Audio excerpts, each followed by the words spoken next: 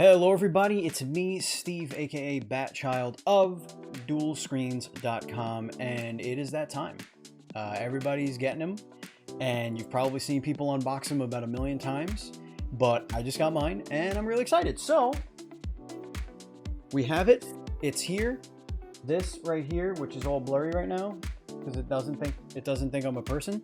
This box that I am holding is of the DualSense controller. I'm very excited to be diving into this. We're just going to go right in. We're going to get very quick first impressions. Obviously, we're not going to use it. We're not going to test it on anything. This is not a review. This is just a hands-on early impressions from somebody who has been a PlayStation gamer since 1996. The controllers mean a ton to me. This is just very exciting to me. So if you like what you see, please hit that subscribe button, hit the thumbs up, hit that notification bell, because we have a ton of content coming to youtube.com/DualScreensTV. Without further ado, let's jump right in to the unboxing. Okay, so here we go. Here is our box. I have some legacy controllers here just so you could see what the differences are in size. Okay, we're gonna open up this box, and there we go. There it is. Get a nice little shot of that for you. Go take a look at the back. Heighten your senses. This gives you all the feedback here, haptic feedback, or this. What's the word I'm looking for? Features. That's the word. Haptic feedback, adaptive triggers, built-in microphone, which I care really about. Only the middle one, the adaptive. Signature comfort. That's what I'm most excited to take a look at, if I'm being completely honest with you, because one of the things that I love about and we're going to put this back up here. Also follow me on Twitter at Batchild27 or Twitch at twitch.tv/Batchild. But you could, when you put the DualShock 3 and the DualShock 4 together, it's night and day comfort. The DualShock 4 having this extra length here is just, and girth really is phenomenal. Like you could see the difference there when you put them. If you can see it there it is. When you put them side by side, it's a huge difference having a slightly beefier controller. And this controller is definitely one of my favorites that PlayStation's ever come out with. So with that being said, let's see what the DualSense is gonna feel like here. Let's get this open. Here's the thing about having children. You gotta hide things like knives, and then you never know where you hide them. There we go. We'll get that off. Throw that over there. Okay. This tab open. This was torn a little bit, so that's concerning already. Hopefully this wasn't tampered with. There's a little tab. Okay. Go. Okay, so just a simple white box. This is already, I want to just state right off the bat that this is already a more pleasant experience opening controllers, because the history with getting new controllers is that they're in that hard plastic that you have to cut and all that stuff. So there you go, there you have it. There's our manual. There is nothing inside those little areas, so there's no cable or anything with it. And it's wow, okay. Okay. Oh man. That is nice. All right, let's put it up against the PS3 controller so you can see the difference in size. There you go. Now let's see DualShock 4 versus, yeah, see, look at that. That is definitely a longer. Those are longer grips there for sure. It's got an edge here on the bottom. This kind of like pointed. See if I could get it on camera there, but it's like a pointed edge here. Almost kind of looks like makes it feel like a batarang a little bit. Sharp edges there. It's got a lot of texture here on.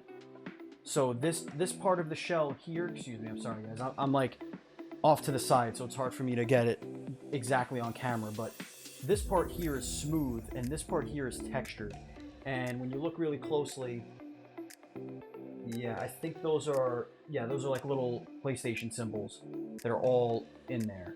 So very interesting. See if I can zoom in on that. Maybe you can see that. There, you can see the texture a little bit there. Yeah, see?